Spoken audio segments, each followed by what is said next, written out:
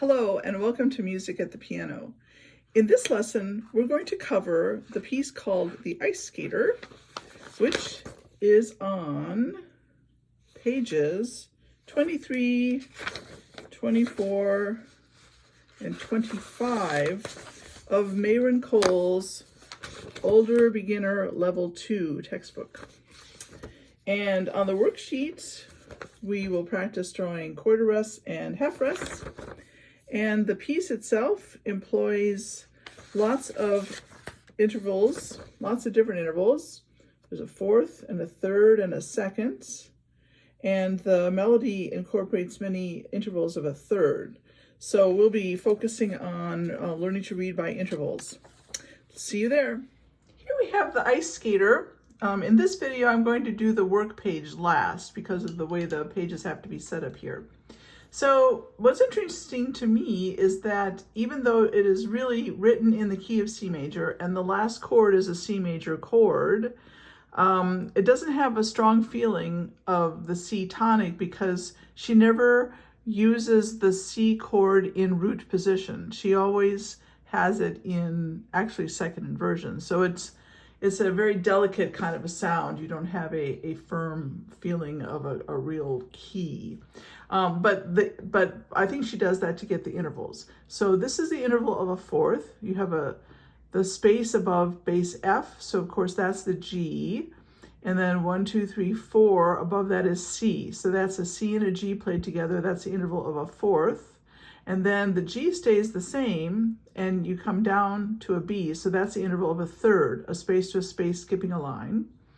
And then G to the next line is a second. And then you have a prime, which is just G with G. There's your third again, interval of a third. That would be 4 and 2. And this is the interval of a fourth, fingers 4 and 1. And that is tied but also repeated. And then over here you have the interval of a third, which again would be finger 4 and finger 2. And then the second is finger 4 and finger 3, and that's just finger 4. You go back to the third, which when you add the D here, that chord is a G, B, D chord. And then you add the F, it's a G, B, D, F chord, which is the 5, 7 of G. That's a very strong dominant pull back to the tonic of G. Again, your third, and then your fourth, which is when you add the E, that becomes the 1 chord in second inversion. So C, E, G is the tonic or the 1 chord, and here it's in a very weak arrangement.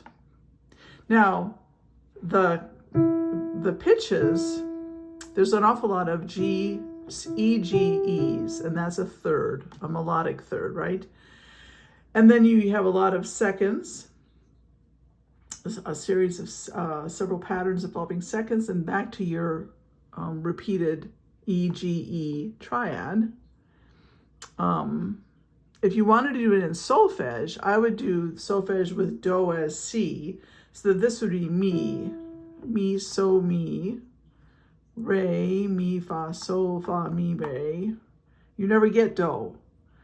Mi, fa, sol, la, so, fa, mi. And then re, mi, fa, mi. So I'll play it and sing it in solfege.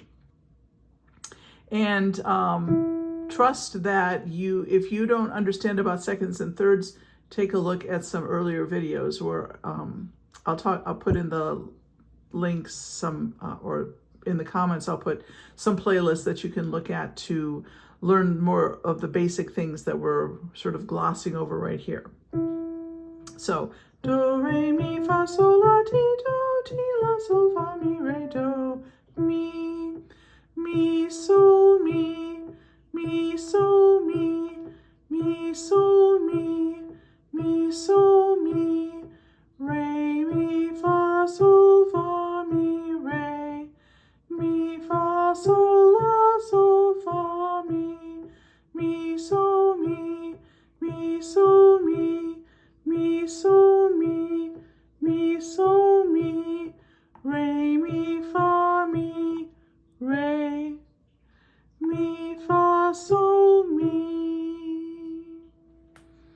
Now, when I play it together, which I can't do and point to the notes, Actually, what I'll do is I'll play the left hand and point to the notes. So you have a fourth, 2, 3, 4, third, 2, 3, 4, second, 2, 3, 4, G by itself, third, hello Muffy, tie, 2, 3, 4, fourth, 2, 3, 4, tie, 2, 3, 4, play it again, 2, 3, 4, third, 2, 3, 4, second, 2, 3, 4, G by itself, third, 2, 3, 4, rest, rest, fourth, 2, 3, 4, fermata, 2, 3, 4, and you get to hold that.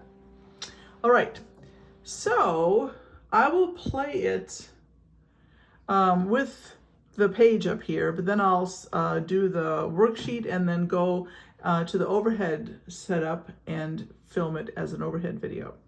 So here we go, the fourth, 2, 3, 4, the third, 2, 3, 4, the second, 2, 3, 4, G with finger 4, 4 and 2,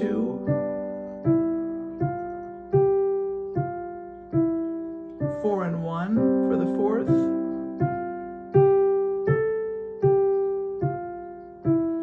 fourth, third, second, G by itself, third, third, third,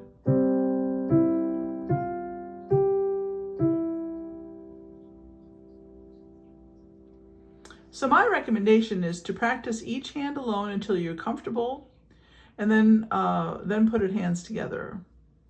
And here is, let me get these out of the way. Here is the work page. So for the quarter rests, I like to just go this way, and then this way, and this way, and then they show you that same thing, and then a backwards C. And on a staff, I would go a little to the right, to the left, to the right, backwards C. So you just practice that on some scratch paper. The half rest sits on the middle line of the staff and rests on top of it, so you could pretend it kind of looks like a hat. Those are all half rests. And the whole rest hangs down from the second, or well, if you count from the bottom, 1, 2, 3, fourth line from the bottom, or second line from the top, the whole rest hangs down from that as if it was a hole in the ground. So that is that. Next, we will look at the overhead view. Here's the overhead view of the ice skater. And one thing I'd like to show you first is a nice wrist drop technique that you can use for the left hand, where you simply lift your wrist and drop with firm fingertips onto the chords in the left hand, or the 2-note chords, or the intervals, however you want to think about them. So for each one, you would lift your wrist gently and just simply drop your arm weight in a relaxed arm drop with firm fingertips. That's kind of hard to do, actually, to be relaxed and firm at the same time in different parts of your arm. And that would give you the technique to get a nice sound that you can control in your left hand. The right hand, when you have these thirds, you can use a gentle rotation movement of your arm. I don't know if I can get my arm. This rotation of your arm. Just 2, 4, 2. I'm going to exaggerate it. So if you went all the way over here, 2, 4, 2, that's greatly exaggerated. But if you make that motion smaller, you get a lot of control. If you try to do it with your fingers only, you don't have as much control over the tone as if you have a firm hand shape and just rock back and forth between those 2 notes. Then for the seconds, you want to practice aligning your arm behind the finger that plays. So when you're playing D with your thumb, your arm is aligned behind your thumb, but you would gently adjust the alignment of your arm for every note that you play. I don't know if you can see, especially when you're playing fingers 4 and 5, you want to align your arm behind those fingers so they get the same benefit of support of your arm as your fingers 1, 2, 3 usually do. So I watch how I do that with my hands while I play this, and start working to do that in your own playing as well. 1, 2, here I go.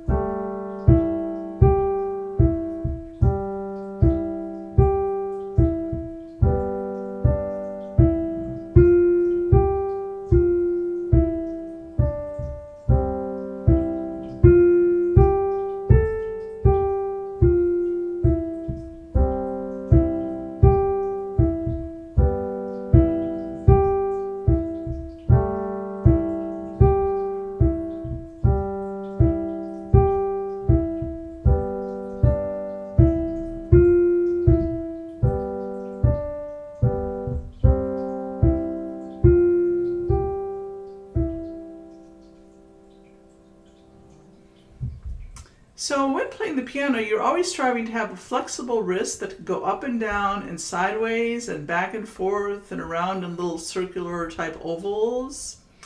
And also, for musical reasons, you could do a crescendo. In the measure after the MP for mezzo piano, you could do a light crescendo up to the G and back down from it. And the same thing here, from the E crescendo up to the A, and come back down, and that will make people think that you're being very musical, because that emulates what a singer would have to do if they were singing. When you go higher, when you're singing, you have to have more support. All right, I'll play it one more time, so you can have so I can try even more, better, to do the technique that I'm hoping that you will learn. 1, 2, ready, play.